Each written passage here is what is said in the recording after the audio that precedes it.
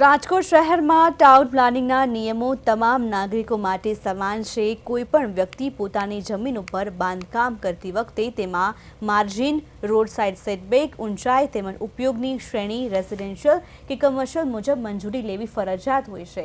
ત્યારે ખાસ કરીને સૂચિત પ્રતિબંધિત તેમજ રિસ્ટ્રિક્ટેડ એરિયામાં બાંધકામ કરવા માટે વર્ષોથી કડક પ્રતિબંધ છે અને આવા વિસ્તારમાં નિયમોનો ભંગ થાય તો મહાનગરપાલિકાના ટાઉન પ્લાનિંગ વિભાગ દ્વારા નોટિસ આપી બાંધકામ તોડી પાડવાની કાર્યવાહી કરવામાં આવે છે। તો શું આ નિયમો સત્તાધારીઓ માટે પણ એટલા જ લાગુ પડે છે ખરા?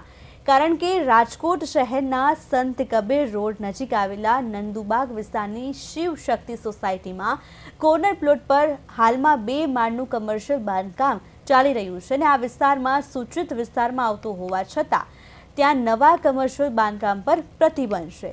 અને દ્રશ્યોમાં જોઈ શકાય છે કે જે રીતે પ્લોટ પર 1 ફૂટ પણ માર્જિન છોડ્યા વગર પીજીવીસીએલના થાંભલાને અડકતી દિવાલ ઊભી કરી દેવામાં આવી છે।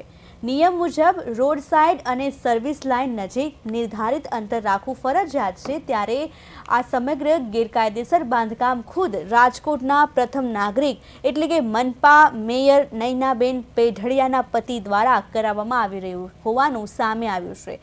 ત્યારે ટાઉન પ્લાનિંગ વિભાગે આંખ આડા કાન કરી દીધા હોય તેવા પણ દ્રશ્ય સર્જાયા છે। સૂત્રોના જણાવ્યા અનુસાર કમર્શિયલ બાંધકામ મામલે સંભવિત કાનૂની ભંગ મેયર તથા તેના પરિવાર દ્વારા કરવામાં આવ્યા છે।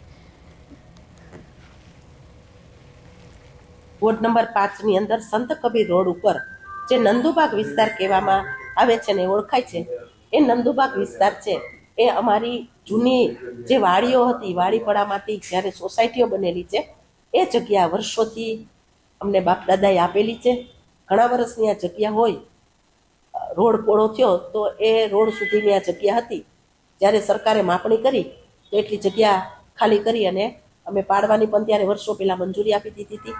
અત્યારે જે કાંઈ છે એ અમારા બાપ દાદાએ અમને આપેલી જગ્યામાં કર્યું છે બાંધકામ। એમાં 1 પણ ફૂટ કે અડધો પણ ફૂટ સરકારની કોઈ જગ્યા દબાવેલી નથી અને જે કાંઈ બાંધકામ છે એ તમે પણ જોઈ શકો છો। આજ તમે પણ ત્યાં ગયા હતા। હું એક મેયર છું, તો મેયર તરીકે હું પણ મારા 55 વારના સૂચિતના મકાનમાં હું રહું છું। મેં રાજકોટની અંદર પણ અનલીગલી બાંધકામમાં ક્યાંય પણ મેં નોટિસ આપેલી નથી। એટલે સંત કબીર રોડ ઉપરનું બાંધકામમાં જે જગ્યા છે એ અમારી વારસાઈ આપેલી જગ્યા, એમાં અમે બાંધકામ કરેલું છે।